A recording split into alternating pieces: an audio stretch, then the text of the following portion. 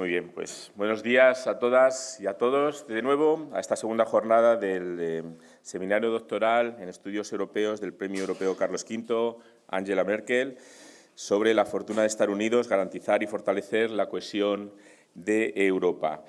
Vamos a empezar esta segunda jornada con Yolanda López Nieto, que será presentada por el profesor Fredrik Mertens de Vilmars. Él es profesor titular de Derecho Constitucional y Ciencias Políticas, director del Departamento Jurídico y codirector de la Cátedra de Cultura de la Seguridad Euroatlántica, un tema sin duda muy caliente y muy importante hoy en día, de la Universidad Europea de Valencia. Nos honra además decir también que es miembro de la red Euro-Iberoamericana de alumni de IUSTE, lo cual significa que también fue beneficiario de estas becas y nos honra decir además de la primera promoción. Fredrik ha estado colaborando con nosotros muchísimos años, vive en España ya desde hace muchísimos años también ocupando puestos importantes en el mundo académico y la verdad que para nosotros es un gran honor tenerle con nosotros y contar con su apoyo constante. Fredrik, muchísimas gracias una vez más por estar aquí con nosotros y la audiencia es toda tuya.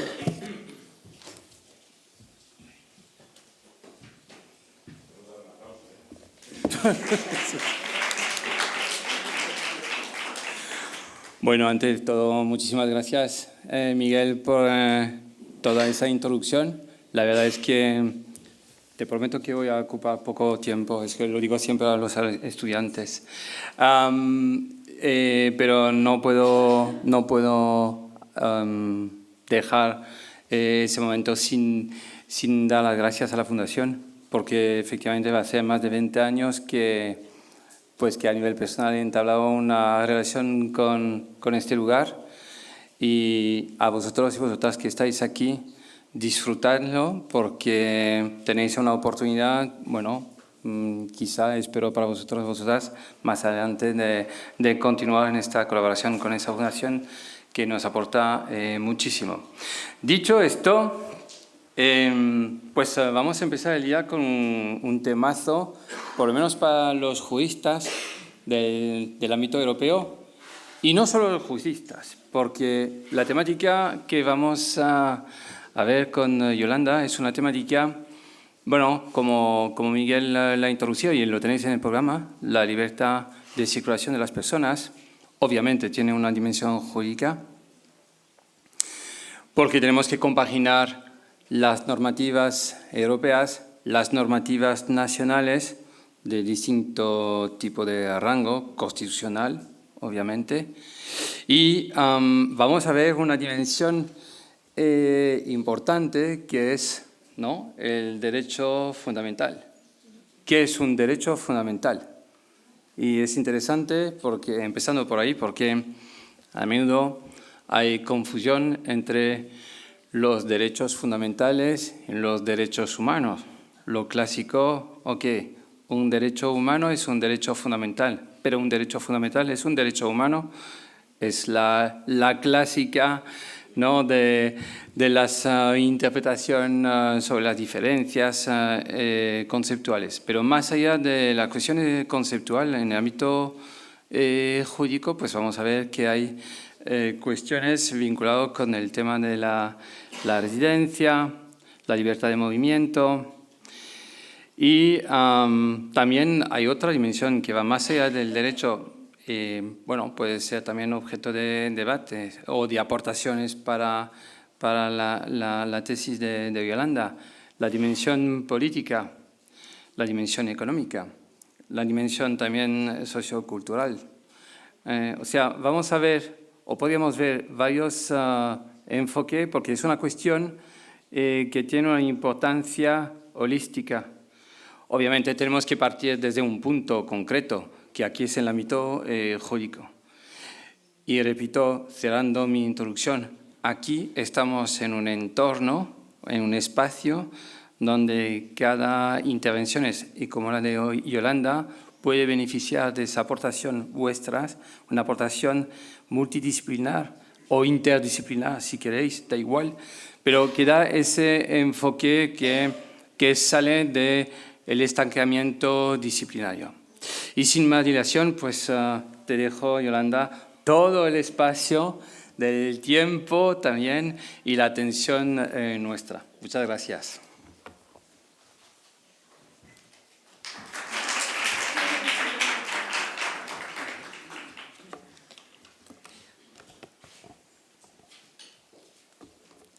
Bueno, pues buenos días a todos y a todas. Y en primer lugar me gustaría agradecer de corazón a la Fundación Juste por permitirme estar aquí, porque efectivamente, como se acaba de decir, mi tema es increíblemente multidisciplinar y ya he aprendido muchísimo en el día de ayer y espero aprender muchísimo en el día de hoy, porque efectivamente yo voy a adoptar un enfoque completamente jurídico para tratar la evolución de la libertad de circulación en la Unión Europea, siendo plenamente consciente de que es completamente interdisciplinar, que influye la sociología, la historia, la economía, etcétera. Así que este seminario es perfecto para mí, perfecto para seguir construyendo este proyecto de investigación en el que estoy trabajando.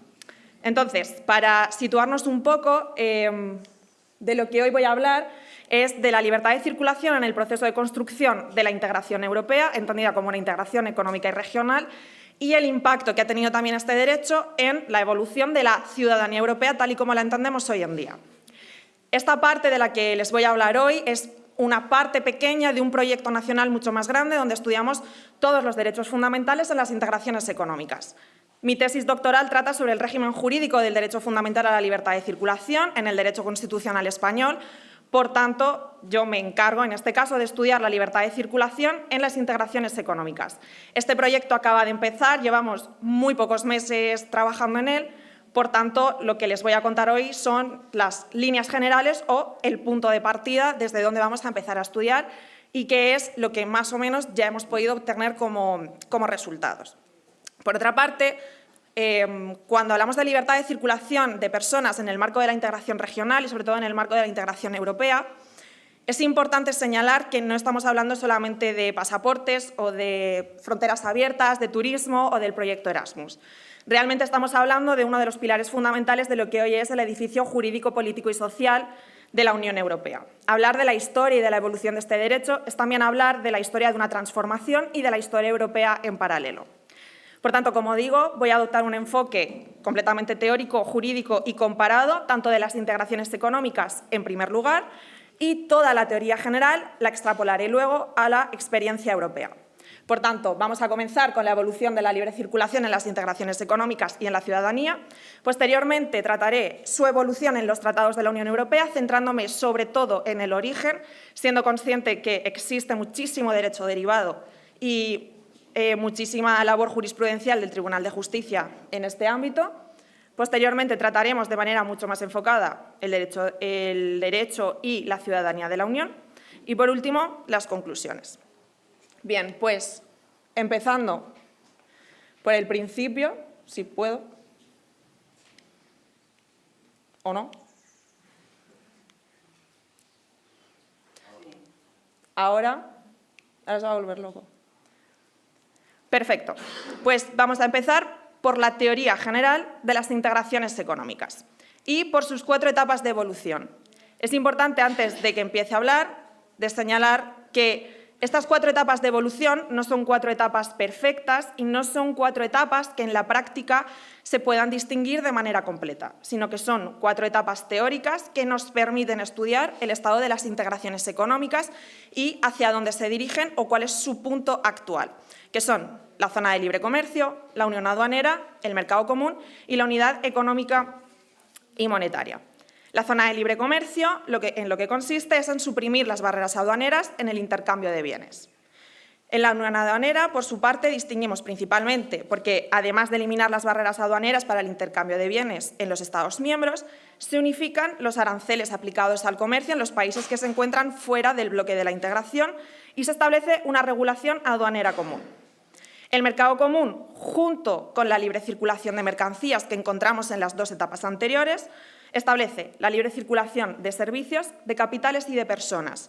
Y una característica muy importante, que a todo ello se le debe de añadir la necesaria igualdad que debe existir en el ejercicio de todas las actividades económicas en cualquier parte del territorio de la integración donde nos encontremos. Y por último, la unidad económica y monetaria. Si recuerdan, ayer estuvimos hablando de que la Unión Europea era única en su especie. Y efectivamente, en las integraciones económicas o en las integraciones regionales, esto efectivamente es así, porque la Unión Europea es la única integración que al menos se aproxima a culminar la última etapa de evolución, la unidad económica y monetaria con la creación de la eurozona. De hecho, si atendemos a la doctrina más especializada en las integraciones económicas, se señala que la Unión Europea es la única integración que ha consolidado de manera plena y efectiva el mercado único, aunque hay muchas integraciones que se aproximan también a culminar esta etapa, como la CARICOM o la CAN. En cuanto a la unidad económica y monetaria y su definición, no es algo consensuado, porque efectivamente solamente tenemos una experiencia en todo el mundo que se aproxima al menos a culminarla, como es la Unión Europea. Sí que es cierto que en esta etapa debe de existir una convergencia económica total que crea una complejísima estructura monetaria. Pero añado que es necesario en esta etapa de la integración económica que las integraciones sean algo más que económicas, sean también políticas. Debe de existir una convergencia política, un proyecto político común entre todos los Estados que forman parte de este tipo de integraciones. Si analizamos cuál es el papel de la libertad de circulación en la evolución de las integraciones económicas, nos encontramos con dos fases o con dos grupos de fases plenamente diferenciados. En la zona de libre comercio o en la unión aduanera, la libre circulación solamente se va a reconocer en tanto en cuanto las personas trabajen o se desplacen por motivos económicos. Es decir, en esta parte de las integraciones económicas, la libertad de circulación sirve como un instrumento puramente económico que les sirve a la integración para conseguir sus objetivos, que, repito, serán económicos. Por tanto, las personas solamente existirán si son trabajadores. De ahí el trabajo luego existo que les he puesto en la diapositiva. ¿Qué es lo que ocurre conforme vamos avanzando a la etapa de mercado común?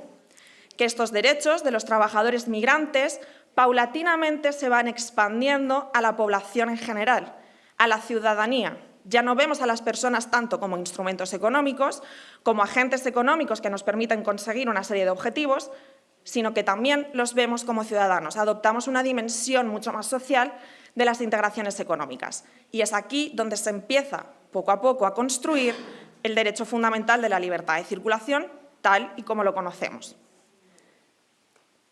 Y en paralelo, conforme vamos avanzando en las etapas de la integración económica, vamos avanzando también hacia la creación de una ciudadanía. Porque el lugar que ocupan las personas en las integraciones, de manera paulatina, como digo, se va cambiando.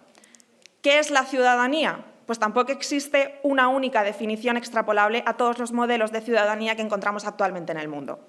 Yo hoy voy a adoptar la siguiente definición como un conjunto de facultades, de deberes y de protección jurídica que un ordenamiento dispensa a sus ciudadanos.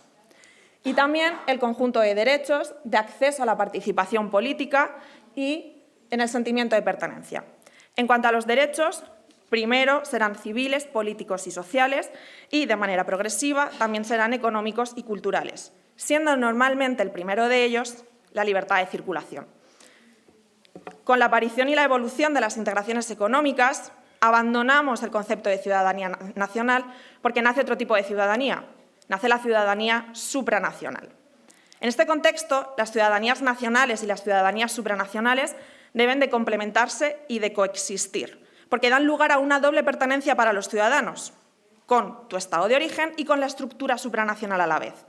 Y no solamente es que las ciudadanías se complementen y coexistan, sino es que están también interrelacionadas, porque normalmente para poder acceder a la ciudadanía de la estructura supranacional vamos a necesitar pertenecer a la ciudadanía nacional.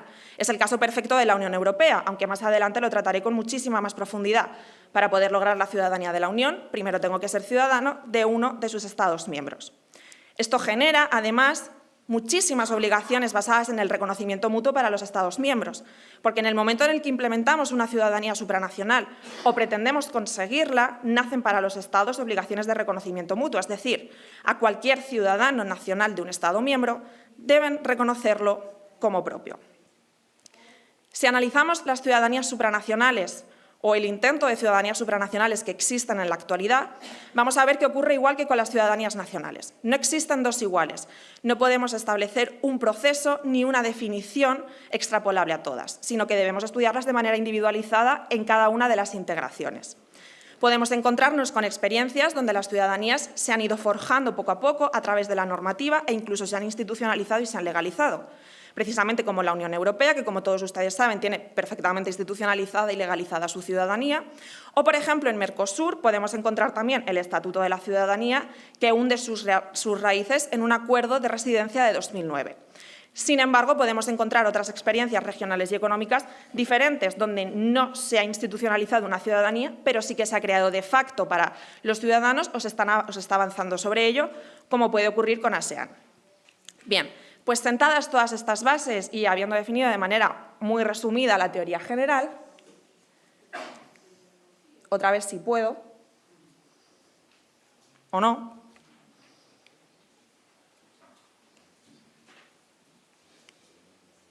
Ahora, les voy a poner de relieve un estudio y una clasificación que se ha desarrollado en The Oxford Handbook of Citizenship, que si les interesan estos temas es una obra que les recomiendo muy encarecidamente, donde se han clasificado las integraciones económicas atendiendo únicamente a cuál es su tratamiento de la libertad de circulación. ¿Por qué? Porque si atendemos al desarrollo de este derecho en las integraciones, nos da una idea bastante clara de en qué momento de evolución se encuentran. Tenemos un primer nivel de las integraciones que, como les he dicho al principio, únicamente reconocen la libertad de circulación en su vertiente económica, solamente se lo reconocen a los trabajadores, como puede ser, por ejemplo, NAFTA. De hecho, NAFTA solamente se lo reconoce a 4 tipos especializados de trabajadores, ni siquiera todos en general.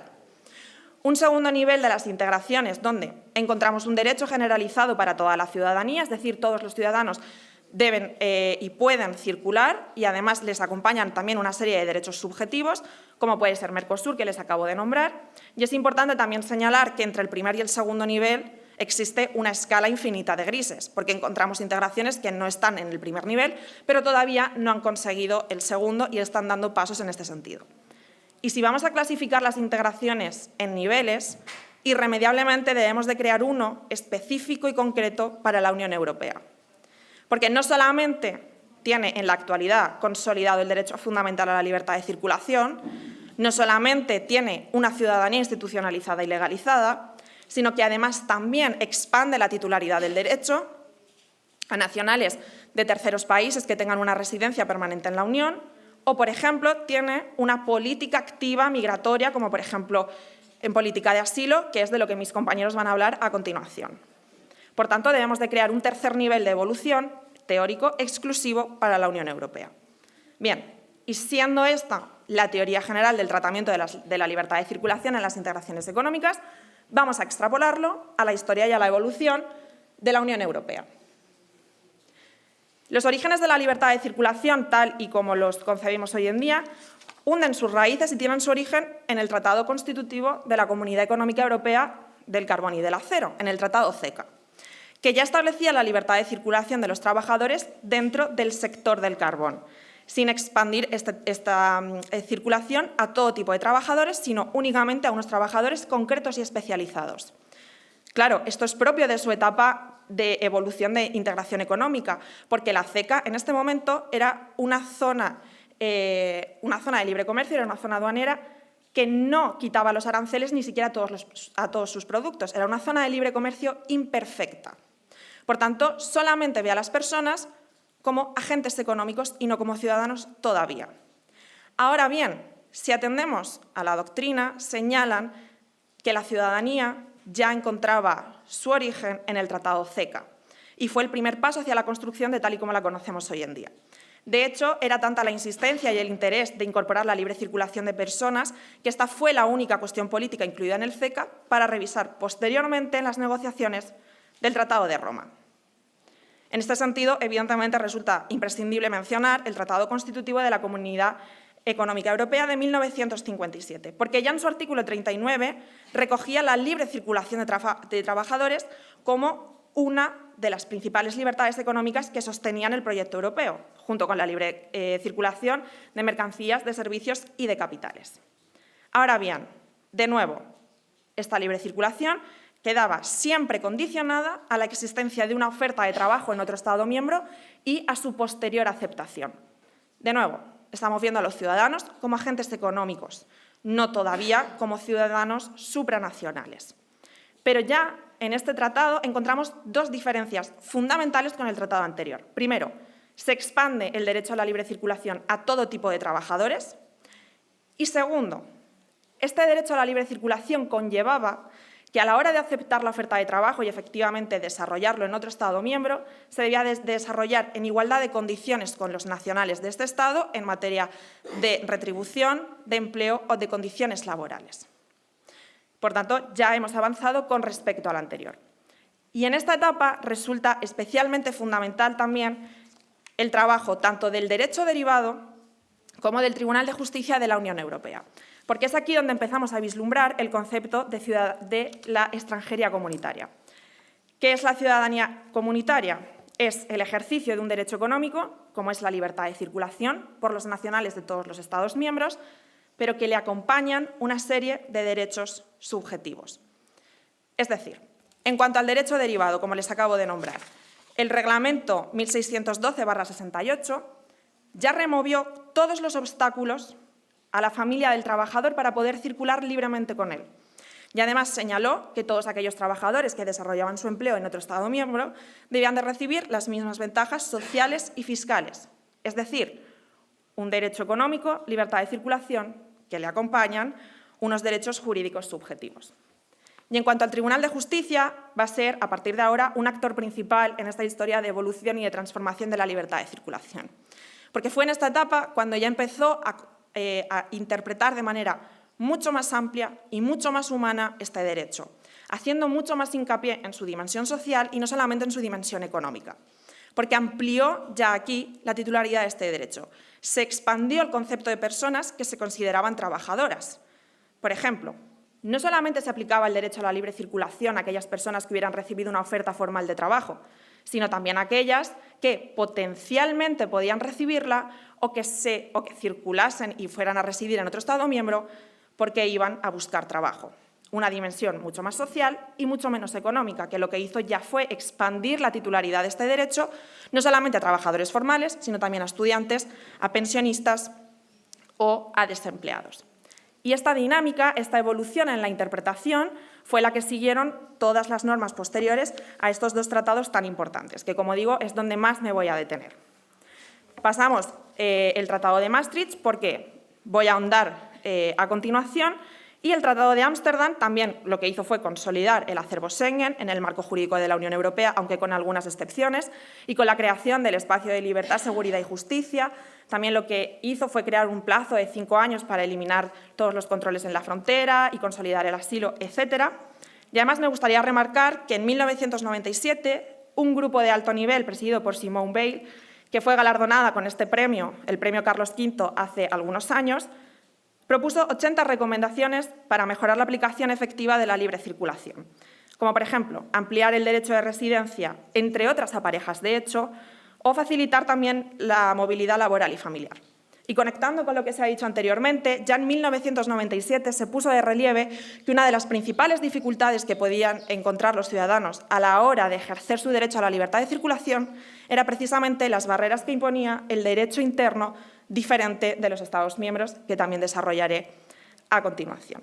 Y es así, de manera muy resumida, repito, porque he ahondado mucho en los orígenes, porque me interesaba especialmente ver que el proyecto europeo no nació con el Tratado de la Unión Europea, con el Tratado de Funcionamiento que conocemos hoy en día, sino que ya hundía sus orígenes en el Tratado CECA, cuando llegamos a la ciudadanía europea. El lugar que ocupaban las personas en el proyecto de construcción de la integración ha cambiado si se analiza su proceso, como les acabo de decir.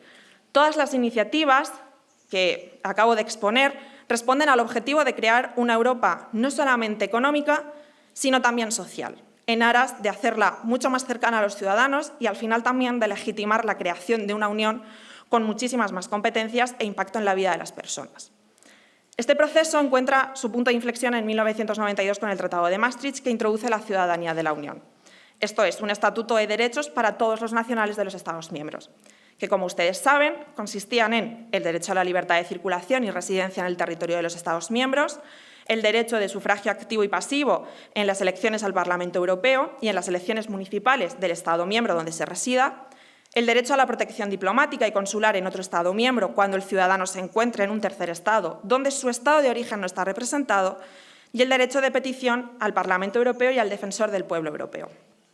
Bien, como señala la profesora Viglino Campos, la ciudadanía no es un derecho, pero indudable e irremediablemente está unida a los derechos, porque hace posible ejercer todos aquellos derechos que nos reconoce la integración. De hecho, es justo aquí donde se empieza a dar el fenómeno del que les he hablado al principio. Es justo aquí donde la ciudadanía europea empieza a convivir y a complementarse con las ciudadanías nacionales. Y es aquí también donde empiezan a interrelacionarse, porque para poder alcanzar la ciudadanía europea, necesariamente debo de tener la ciudadanía nacional de uno de sus Estados miembros. Por eso, la ciudadanía europea es también una ciudadanía derivada. Ahora bien, en los primeros años de andadura de la ciudadanía, se puso de relieve un fenómeno, y es que se generaban dos perfiles de ciudadanos europeos a consecuencia de la conexión de la ciudadanía con el derecho que hoy nos ocupa, la libertad de circulación.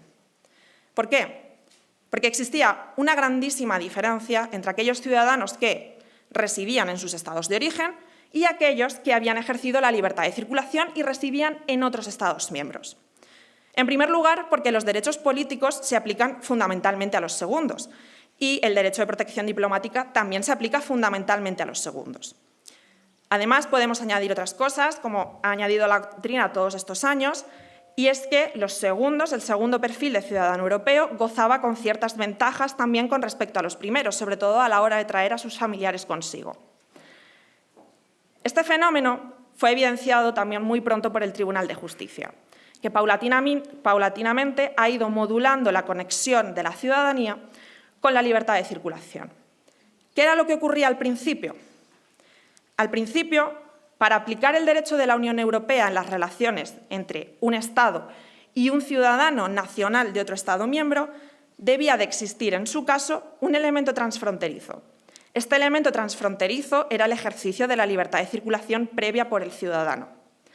Si en el caso que nos ocupa entre un Estado miembro y un nacional de otro Estado miembro no se aplicaba el derecho de la Unión porque no existía un elemento transfronterizo, es decir, no había nada que conectase su caso con el derecho de la Unión Europea, era una situación puramente interna. ¿Y qué ocurría con las situaciones puramente internas? Que el derecho interno podía, de alguna manera, discriminar a los nacionales de otros estados, como por ejemplo para el acceso a las ayudas sociales. Esto también es una de las consecuencias que se deriva de esta creación de los dos perfiles de ciudadanos europeos como consecuencia de la aplicación de la libertad de circulación. Y como digo, el Tribunal de Justicia, de manera paulatina, lo fue modulando en sentencias clave, como por ejemplo Martínez Sala y Baumbast. ¿Qué ocurrió en Martínez Sala y en Baumbast? Que han sido calificadas como el giro hacia la ciudadanía. Que el Tribunal de Justicia lo que hizo fue expandir los efectos de la horizontalidad de la libre circulación. Porque este elemento transfronterizo que debía de darse en nuestros casos para que se aplicase el derecho de la Unión Europea y, por tanto, se aplicase los derechos inherentes a su ciudadanía, ya no solamente se iban a aplicar, no solamente se iba a activar si el movimiento transfronterizo se había debido a situaciones puramente económicas, sino que también podía ser por situaciones no puramente económicas. Es decir, el movimiento no solamente debía de estar justificado para ejercer un trabajo, sino que debía de existir este elemento transfronterizo, pero no por razones únicamente derivadas del ejercicio de un trabajo. Y esto lo que hizo, evidentemente, fue cambiar las relaciones de los nacionales de los Estados miembros de la Unión Europea con todos los Estados miembros. Y ahora, si me permiten, me voy a detener algo más en una sentencia clave en el tema que me ocupa hoy, que es la sentencia Ruiz-Zambrano. En la sentencia Ruiz-Zambrano no solamente ya se aplica el Estatuto de la Ciudadanía a aquellos usuarios de la libertad de circulación, sean económicamente activos o no, sino que el Tribunal de Justicia sentenció que si las medidas de mi estado de origen me van a privar de mis derechos como ciudadano europeo, entonces deben de evaluarse desde la óptica del derecho de la Unión Europea. Es decir, existe una conexión con el DUE sin necesidad de que exista un movimiento transfronterizo previo. ¿Qué consecuencias nos trae esto? Es decir, la aplicación del artículo actual 20 del Tratado de Funcionamiento de la Unión Europea sin que exista un elemento transfronterizo. Antes de la doctrina establecida en Zambrano, cuando necesariamente para aplicar la protección de la ciudadanía europea necesito haber ejercido previamente la libertad de circulación. La ciudadanía consiste en ofrecer una serie de derechos para poder circular libremente, la residencia, el trabajo o los derechos sociales, en las mismas condiciones que los nacionales de los Estados miembros. Es decir, lo que yo estoy generando es una integración de un ciudadano de un Estado diferente en el Estado en el que ahora va a trabajar y va a residir. Integro a un ciudadano en otro Estado, es decir, lo que genero es una integración transnacional. Si yo el vínculo entre la ciudadanía europea y la libre circulación la voy eliminando y la protección de la ciudadanía se activa por más razones que por solamente haber ejercido la libertad de circulación, si hago que la ciudadanía me proteja también frente a los abusos de mi propio Estado, lo que estoy entendiendo es la Unión Europea como un todo. Ya no tengo una ciudadanía transnacional, sino que tengo una ciudadanía plurinacional.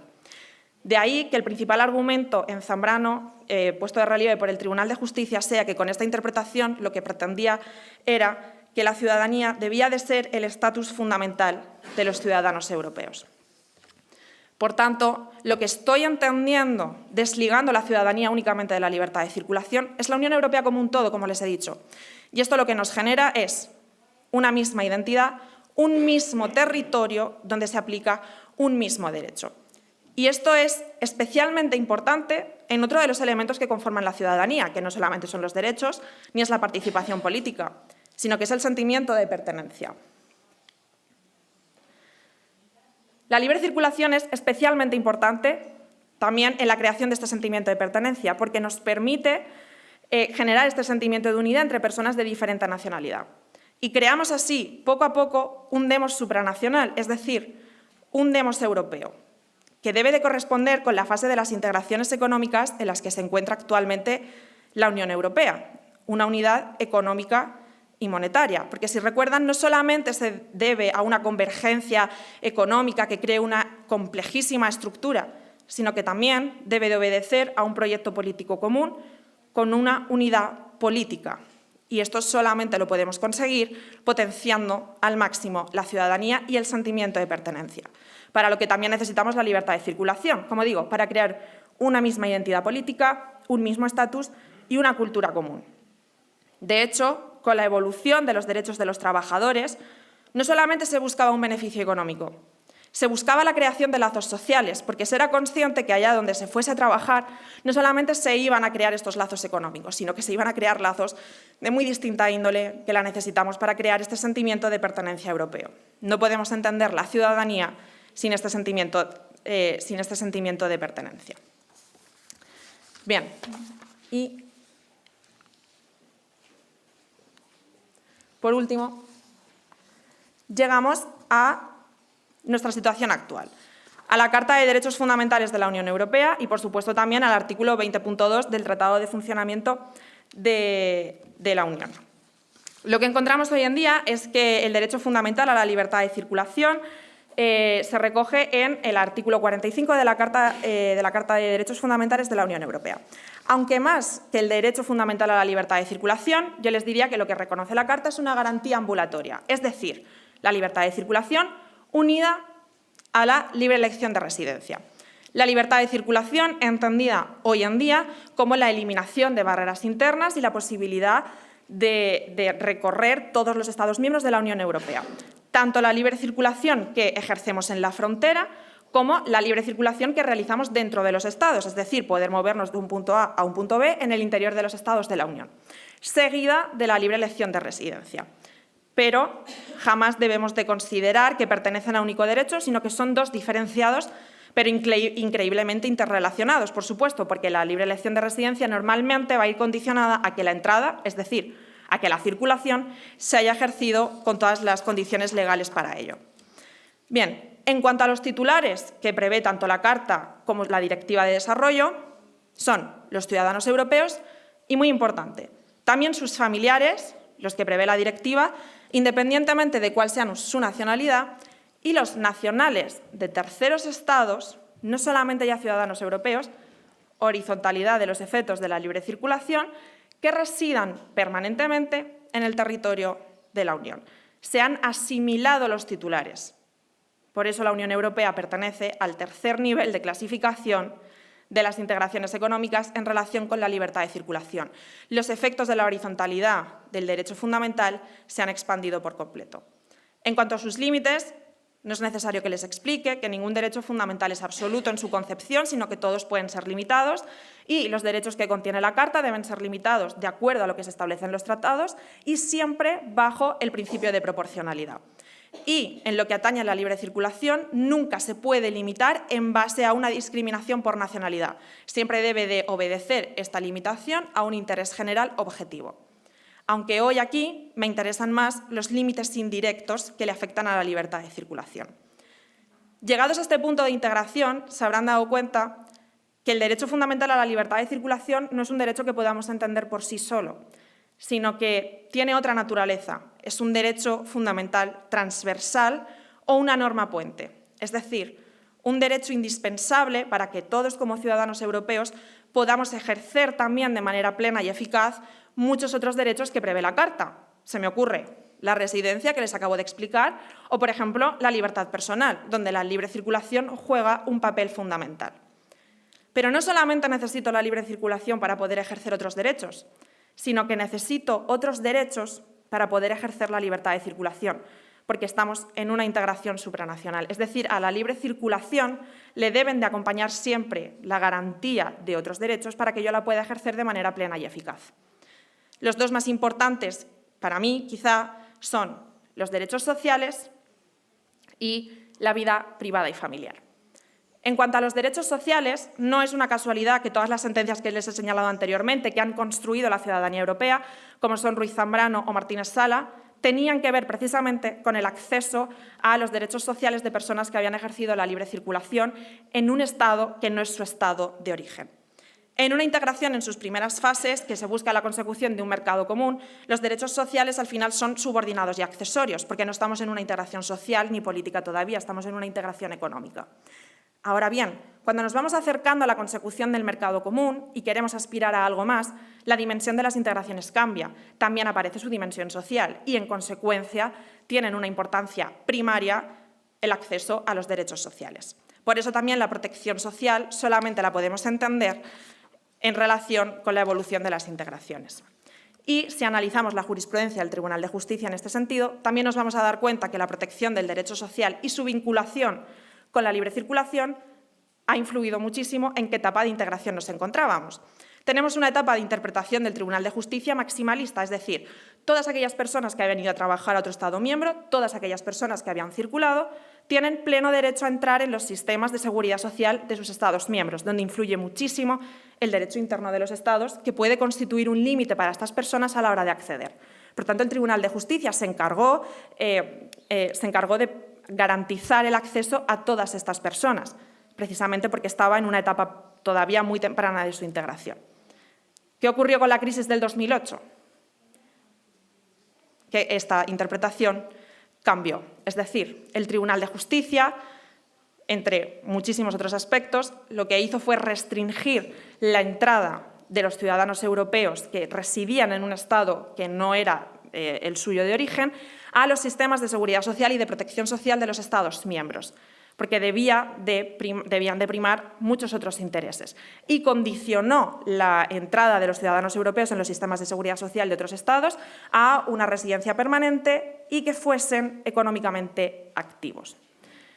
Esta doctrina del Tribunal de Justicia, que se adoptó entre los años 2011, 2012, etcétera, como consecuencia de la crisis del 2008, fue increíblemente criticada porque de manera indirecta, limitando el acceso a la protección social de los Estados, lo que estamos limitando también es la libertad de circulación y de residencia. Yo no voy a circular a un Estado que no me pueda proteger socialmente. ¿Y qué ocurre con la vida familiar? Ninguno de nosotros viajamos solo y la libre circulación y la residencia tampoco deben de viajar solo. Por eso ya en etapas muy tempranas de la integración europea, si recuerdan, el Tribunal de Justicia y el derecho derivado se encargaron de remover cualquier tipo de obstáculo a que la familia del trabajador le acompañase en su desplazamiento. Ahora bien, ¿qué es la familia? Esto pertenece al ámbito del derecho civil de los Estados, es decir, a su derecho interno, donde la Unión Europea no tiene competencias para definir qué es el cónyuge, qué es un descendiente o qué es un ascendiente, aunque sean previstos por la directiva. Por tanto, nos encontramos con una gran variedad de normas de los derechos internos donde se puede generar la situación de que mi estado civil se vea reconocido en unos estados y en otros no. Y, por tanto, en aquellos estados donde mi situación civil no se va a ver reconocida, indirectamente se me está limitando mi libertad de circulación y de residencia a este estado. El Tribunal de Justicia, de nuevo, lo que ha intentado ha sido maximizar al máximo y abrir por completo la interpretación de familia con el fin de que no se limite de manera indirecta la libertad de circulación. Todos conocerán la sentencia Coman, donde de manera autónoma el Tribunal de Justicia definió el concepto de cónyuge que se mantiene en la Directiva de Libre Circulación, estableciendo también que un cónyuge era una persona que había contraído un matrimonio homosexual, para que, a efectos de la libre circulación, todos sus derechos se mantengan también en aquellos estados, aunque de manera civil no se vayan a reconocer el matrimonio entre personas homosexuales. Y lo mismo ha hecho con el concepto de descendiente, por ejemplo, ampliando las fronteras de este concepto.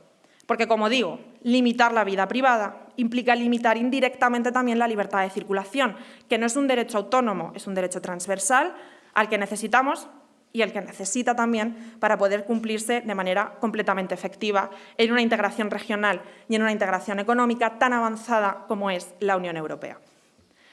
Bien, y llegados a este punto, ya solo me queda concluir quizá con unas reflexiones para ustedes, y es que, como hemos visto, la libertad de circulación no solamente es un derecho, como digo, que va de pasaportes o que va de proyecto Erasmus o que va de turismo, sino que ha dejado de ser un instrumento económico para pasar a ser un instrumento completamente transversal y estructural de la Unión Europea, que ha requerido años de evolución con una visión política clara, y es que Europa se construye también desde los derechos de aquellos que la habitan.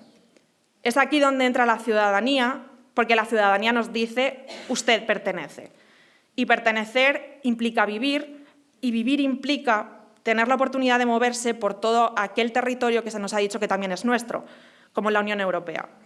Una Europa democrática implica que la libre circulación debe de ser irrenunciable y no como una concesión temporal que está sujeta a crisis coyunturales, sino como un derecho fundamental que da sentido a la idea de pertenencia europea. Por tanto, la libre circulación, para que siga avanzando, porque después de consolidar las diferentes etapas de las integraciones económicas, después de consolidar el mercado único, la libre circulación ha seguido evolucionando y seguirá evolucionando. Por tanto, el viaje y la libre circulación no pueden encontrar muros invisibles o, en la situación que nos encontramos ahora, muros cada vez más visibles. Así que muchísimas gracias y quedo a su disposición.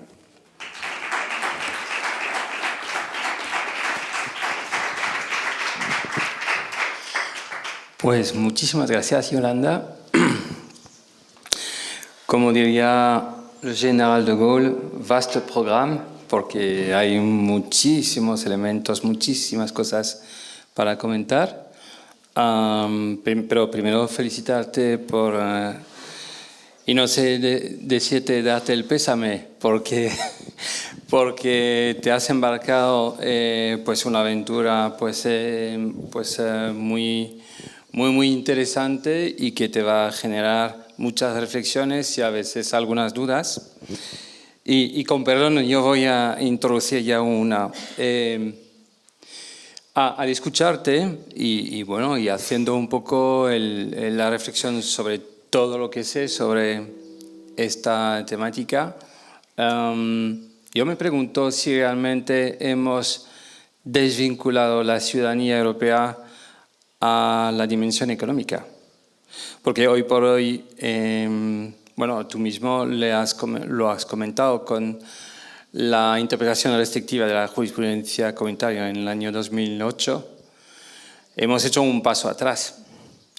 Con el carácter económico, yo tengo estudiantes europeos en Valencia que tenían que demostrar más de una vez su capacidad económica, de su distancia económica, con lo cual nos olvidamos de esas reflexiones muy bonitas Y eso voy a decir porque muy bonitas a nivel de la ciudad, de la idea de la ciudadanía.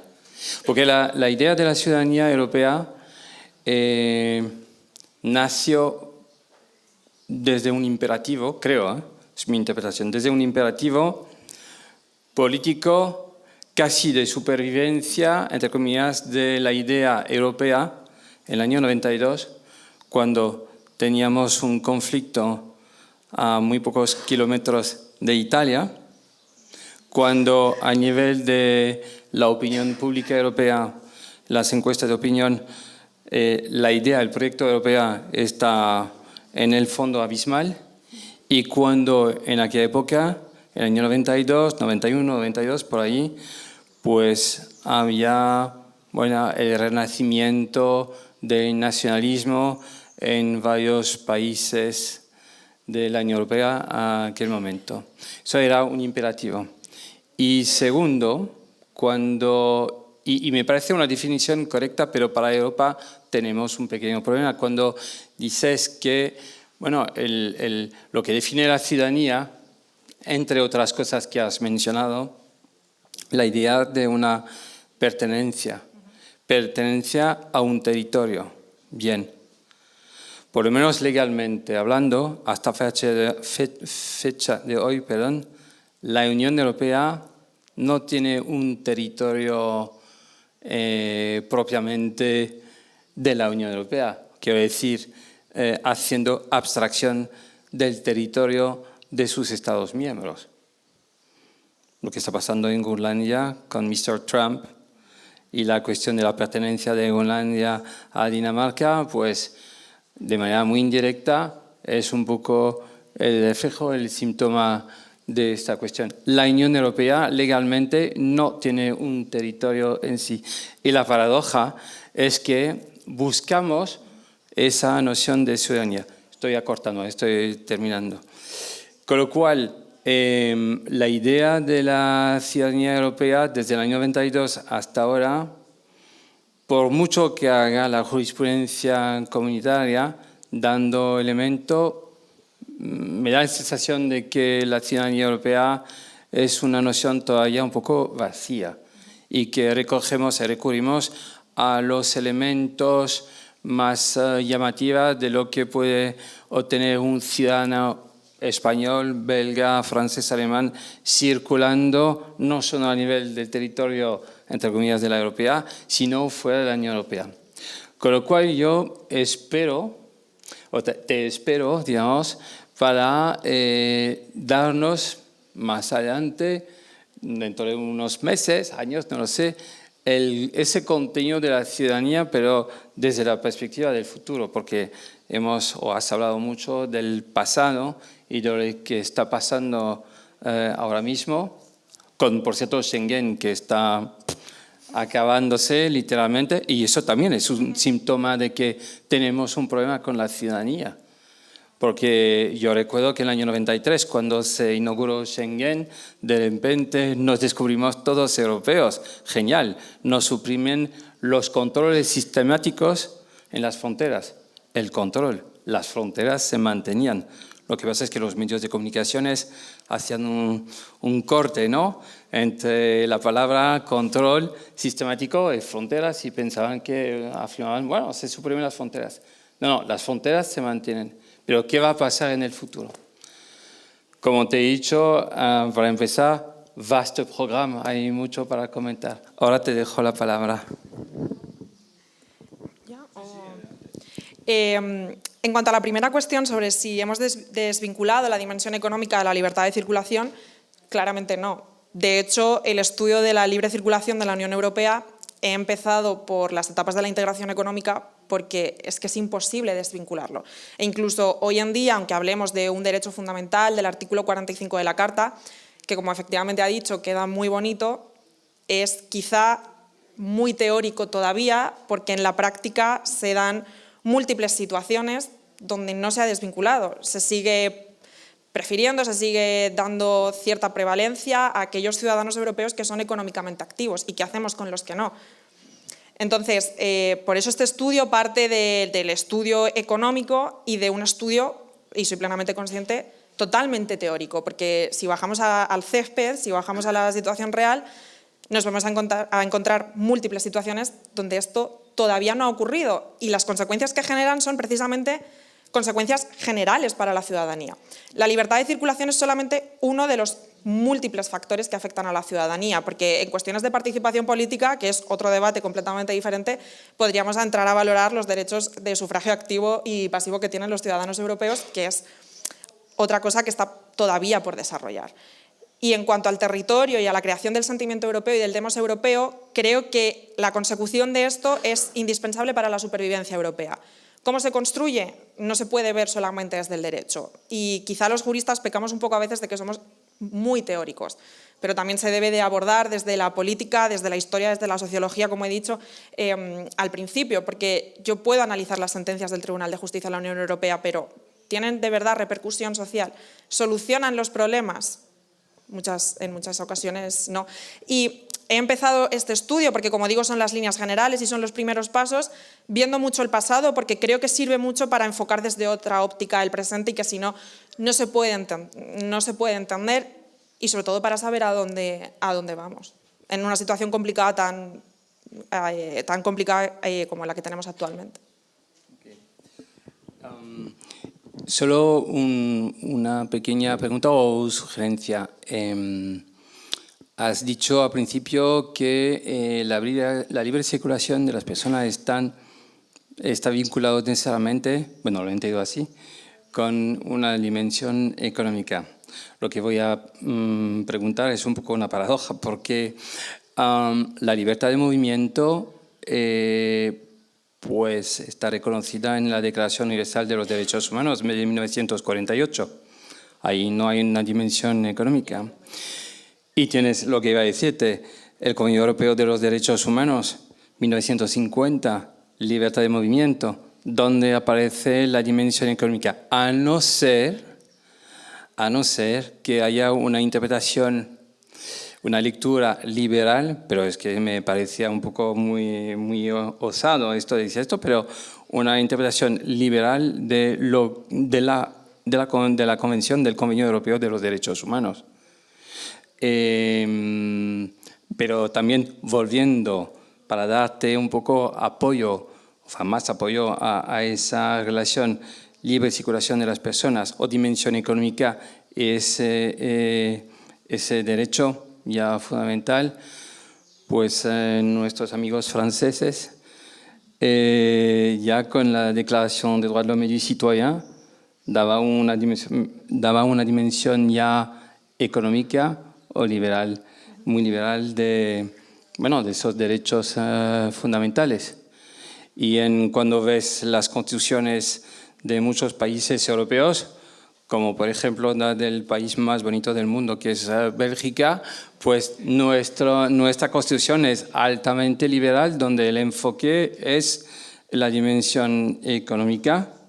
Tú puedes dar una interpretación económica de todos esos derechos y da un apoyo evidentemente muy fuerte, muy significativo a la noción de libertad de circulación de personas.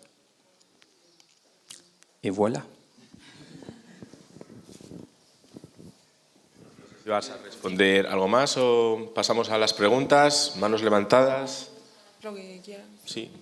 Sí, no, muy rápido sobre la Declaración Universal y el Convenio Europeo. Soy plenamente consciente de todas las normas internacionales de derechos humanos que recogen la libertad de circulación. De hecho, yo mi tesis doctoral la centro no en la Unión Europea, sino en mi propia Constitución, en el artículo 19 de la Constitución española. Y este es un estudio de un proyecto nacional aparte. Pero me he centrado en la vertiente económica porque el estudio se centra en la Unión Europea y en su evolución como integración económica. Pero la verdad que tengo mucha suerte, o no sé si llamarlo suerte, porque como bien dices es un derecho amplísimo y es un derecho que da para múltiples vertientes. Quizá acotar el estudio en muchas ocasiones me resulta muy complicado porque se abren múltiples debates precisamente por ser un derecho transversal y por estar muy unido a otros derechos y no solamente a otros derechos, sino a múltiples disciplinas, ¿no? Por aquí la profesora Freises. Sí, hola, muchas gracias. Bueno, muy sugerente la intervención, Yo encuentro un poco a faltar la dimensión política subyacente a toda esta cuestión, porque evidentemente pues, si la integración europea jurídicamente se empieza a plasmar en temas económicos es porque no llegan al acuerdo sobre la integración política. Ya el Congreso de la Haya tiene muy presente toda esa dimensión y si recordamos el discurso de Víctor Hugo en el Parlamento sobre los ciudadanos recorriendo todos los países y tal, pues digamos, la idea es muy anterior y además está intrínsecamente unida a todo lo que después se ha concretado, sobre todo a nivel económico, pero que siempre se ha intentado ir más allá y hemos tenido que frenar en un momento determinado porque no había el consenso suficiente como para poder avanzar más políticamente en ese sentido.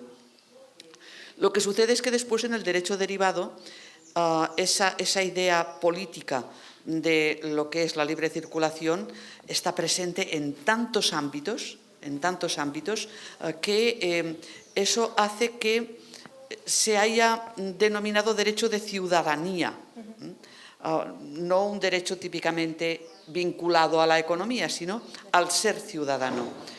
Por ejemplo, últimamente la directiva europea contra la violencia sobre las mujeres y violencia doméstica. Esta directiva se fundamenta en que el ejercicio de un derecho, que es la libre circulación, no puede obstaculizar los derechos que pueda tener la víctima en el país de origen cuando se traslada a otro. Y digamos, ahí no hay una dimensión económica, porque muchos de esos derechos no tienen un contenido económico. Puede tener en la protección equivalente una ayuda económica, pero puede consistir en mantener unos alejamientos, una protección a hijos, un acceso al trabajo, es decir, distintas versiones. Entonces, este anhelo político de la libertad de circulación está siempre muy presente. Y yo le recomendaría que mirara las conclusiones de la Conferencia sobre el Futuro de Europa, que terminó hace muy poco tiempo, y sobre todo también el dictamen de los servicios jurídicos del Consejo sobre la viabilidad de las propuestas de esa Conferencia sobre el Futuro de Europa, porque hay una gran cantidad de referencias a la libre circulación en ámbitos que no tienen nada que ver con la economía. Por otra parte, es un trabajo muy interesante porque bueno, pues está claro que es algo que no va a desaparecer en Unión Europea y que lo que va a hacer es profundizarse, aunque en algunas ocasiones eso tenga que acotarse por motivos geoestratégicos o por los motivos que fueran.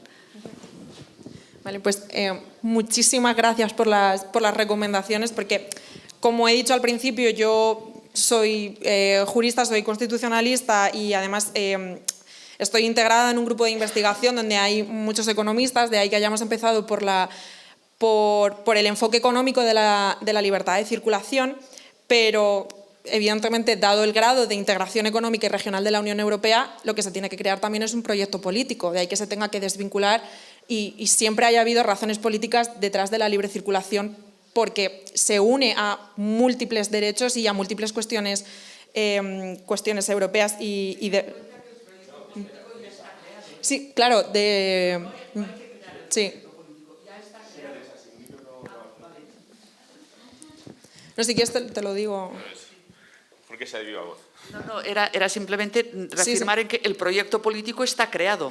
Lo que hace falta es concretarlo. Exactamente. Pero el proyecto político existe y es el motor de toda la integración europea. Sí, y de verdad que muchísimas gracias por las recomendaciones.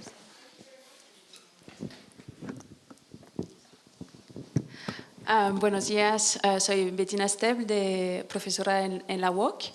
Muchísimas gracias por la presentación. Un poco en la línea de lo que ha comentado la profesora Freixas, yo quería saber si en relación con el concepto de ciudadanía de la Unión Europea habías contemplado la sentencia del Tribunal de Justicia, creo que es de abril de este año, sobre los pasaportes de oro, porque creo que al vincular la ciudadanía europea con los valores consagrados en el artículo 2 del Tratado de la Unión, bueno, permite un poco ampliar esta noción de la visión política también de la ciudadanía y, por lo tanto, de la libertad de circulación.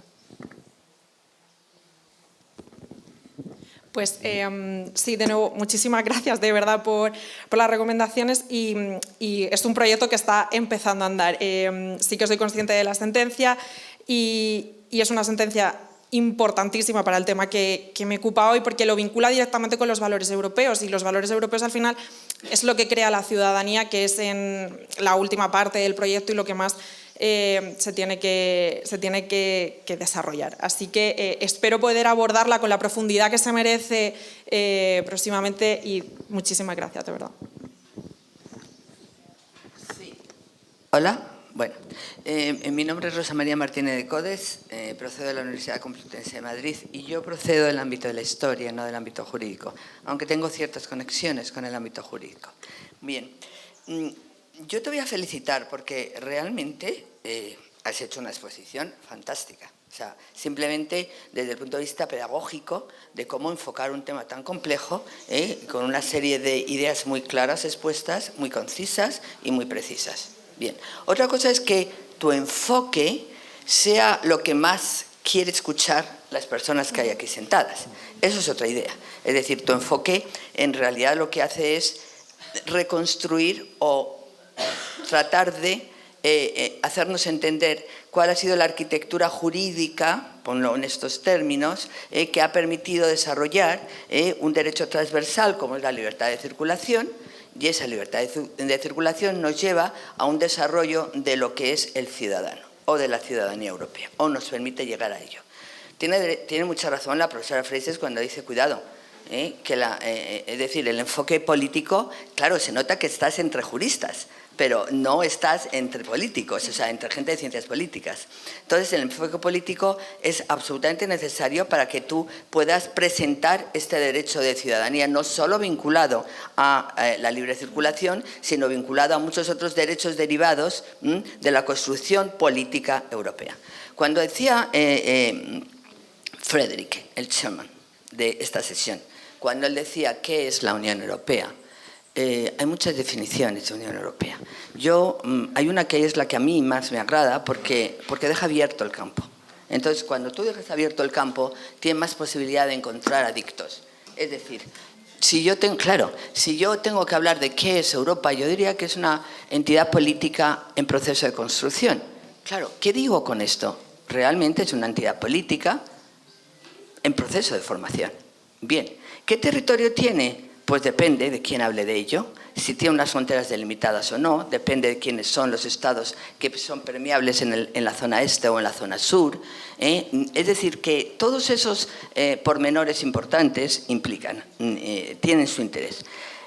Yo creo que si tu proyecto va a tener impacto social, o debe tener impacto social, impacto académico, impacto dentro de los círculos en los que tú puedas desarrollarlo, creo que hay que prestar mucha atención al desarrollo de la ciudadanía en Europa. O sea, estamos muy necesitados de generar ciudadanía en Europa. Y la construcción y la arquitectura jurídica, como tú bien has dicho, yo las sé porque interpreto las sentencias del Tribunal de Justicia Europeo, pero ¿a quién llega eso? O sea, por la vía de construcción jurídica es más difícil. Es necesaria, no estoy diciendo que no lo sea, pero por la vía de dimensión social requiere efectivamente un input diferente. Entonces, por ahí es por donde hay que darle a ese proyecto que tú estás trabajando, digamos, resultados que vayan más allá. Mil gracias porque ha sido preciosa la exposición. Muchísimas gracias, y precisamente por esto decía al principio que a mí este seminario me viene de lujo porque yo soy jurista y, como he dicho antes, es que peco de ser excesivamente jurista y no implicarme en otras áreas demasiado, quizá porque soy un poco recelosa y me da un poco de miedo maltratarlas. Pero son las líneas generales de un proyecto que está empezando a andar y de verdad le agradezco muchísimo las recomendaciones y soy plenamente consciente de que tengo que abordar la visión política, sobre todo al tratar el asunto de la evolución de la ciudadanía, ¿no? De una ciudadanía mucho más transnacional a una plurinacional o a una ciudadanía supranacional, y la creación del Demos europeo ha dejado de ser un proyecto solamente jurídico, un proyecto económico, tiene que bajar a ser un proyecto político para que tenga sentido y para que tenga impacto y para que se pueda desarrollar. Quedarnos en las esferas de arriba, como es solamente el derecho o el derecho plenamente teórico, sin que baje y sea una respuesta política, no tiene ningún sentido estudiarlo solamente desde este enfoque. Así que de verdad que le agradezco enormemente la aportación. Bueno, muchísimas gracias, Yolanda, por la presentación. Yo soy Rodrigo, vengo de la Universidad Complutense de Madrid. A mí, precisamente, como historiador que hemos hablado sobre política social, me ha gustado mucho tu tema y creo que precisamente, primero, dos momentos históricos que te pueden venir, creo que bien, para precisamente esa visión política o dimensión política de lo que es la ciudadanía, y luego una fuente para ello, es lo que creo que te puede ayudar. Los dos primeros a los que me refiero son los dos periodos de transición que sufrieron, por ejemplo, Grecia y España después de adherirse a la Comunidad Económica Europea.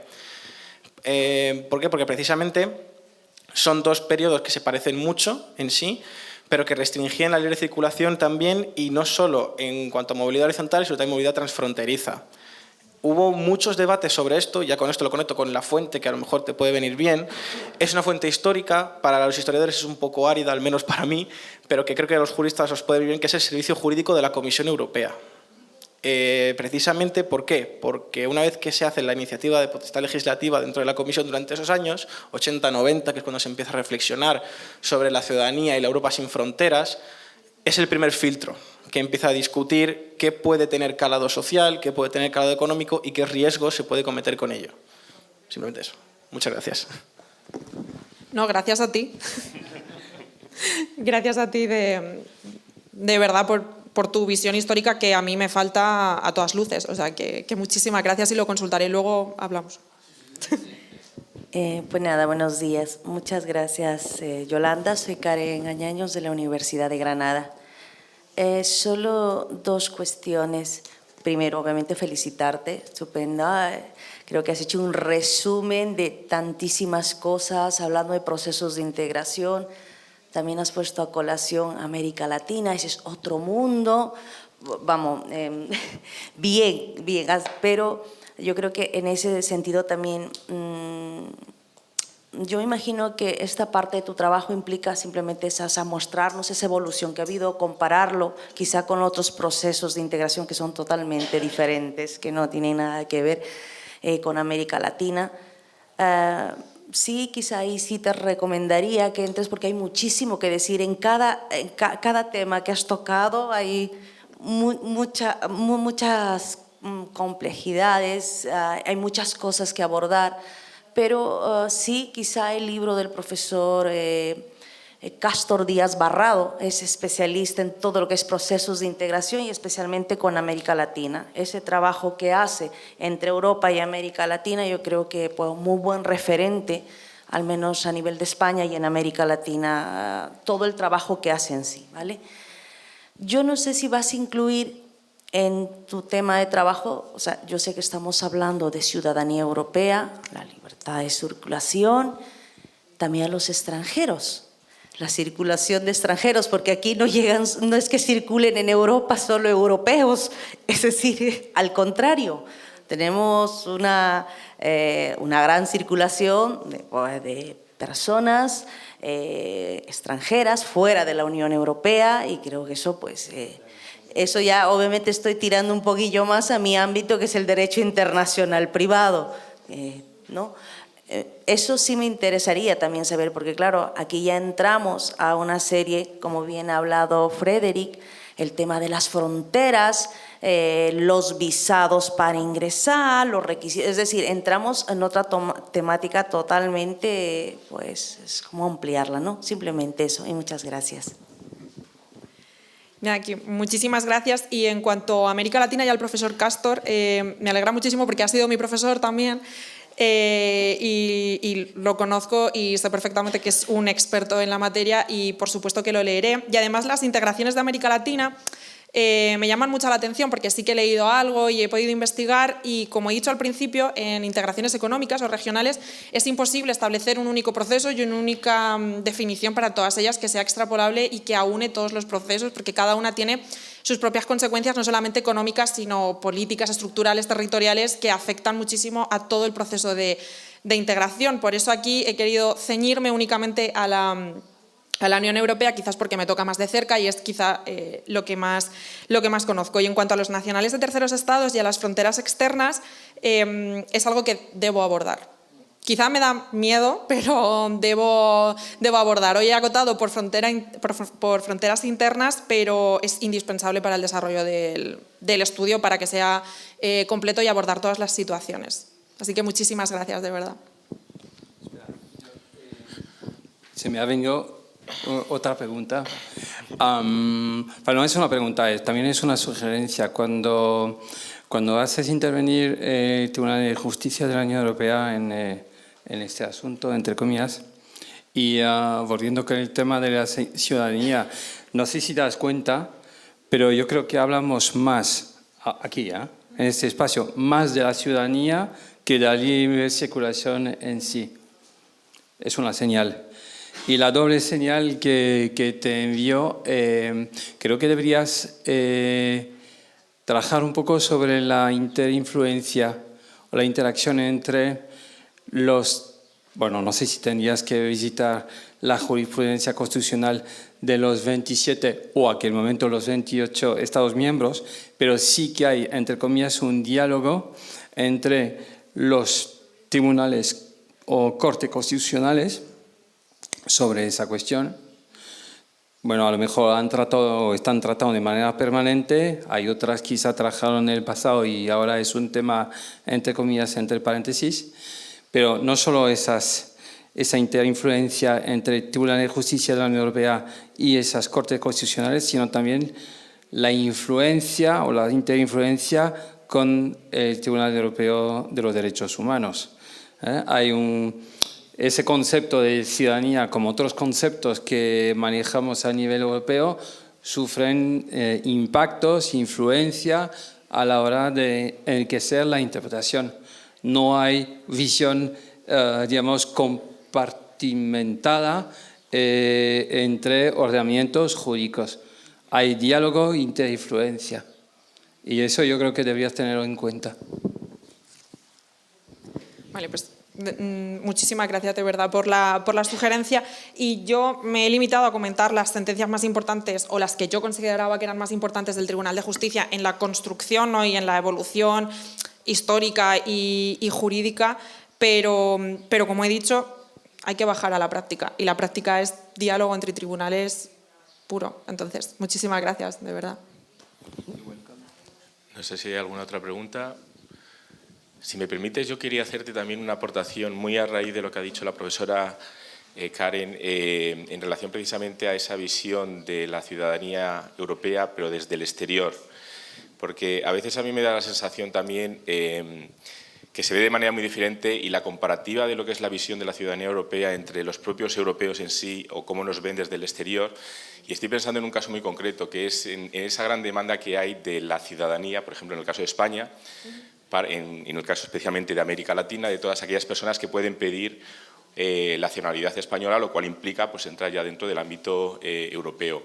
Y creo que tienen una mayor conciencia de las ventajas que puede conllevar la ciudadanía europea que la que podemos tener nosotros. Y creo que sería también interesante ver esa diferente visión que tenemos desde dentro y desde fuera de ese concepto de ciudadanía europea, que a lo mejor desde fuera, y suele pasar con todo, se ven las cosas de una manera diferente y casi se tiende a destacar las cosas positivas, ¿no?, que tiene en este caso la ciudadanía europea. Con lo cual creo que puede ser un tema muy interesante también de cara sobre todo a todas esas personas que están en lista de espera o en cola o tienen esa posibilidad de conseguir esa ciudadanía europea a través de la nacionalidad de ciertos países, en este caso, por ejemplo, de España, ¿no?, que es un tema ahora mismo pues, del que se está hablando bastante.